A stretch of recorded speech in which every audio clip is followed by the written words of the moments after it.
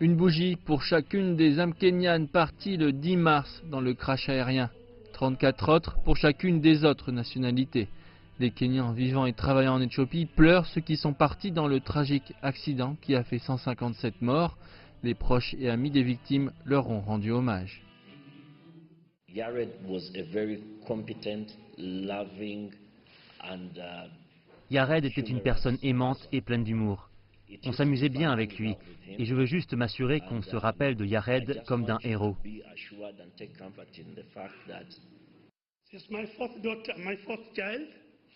Elle était mon 4e enfant, avait 30 ans, et comme sa collègue dit, elle laisse un enfant de 2 ans et 4 mois. Elle s'est mariée en 2016, donc la famille est dévastée. C'était une femme joviale, qui travaillait dur, et elle était championne pour défendre la paix. Nous avons perdu une jeune fille.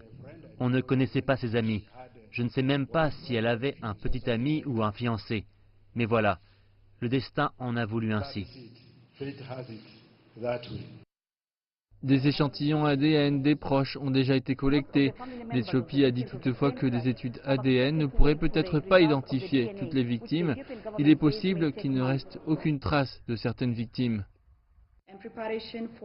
Les préparations pour le processus d'identification ont déjà commencé et nous nous assurons que les enquêtes post-mortem commenceront dès que possible. La France continue d'étudier le contenu des données de vol et des voix du cockpit récupérées à partir des 2 boîtes noires. L'Éthiopie a dit qu'il n'y avait pas de délai défini pour la fin de l'enquête. De nouvelles preuves pointent maintenant vers la possibilité que l'avion avait des problèmes de contrôle.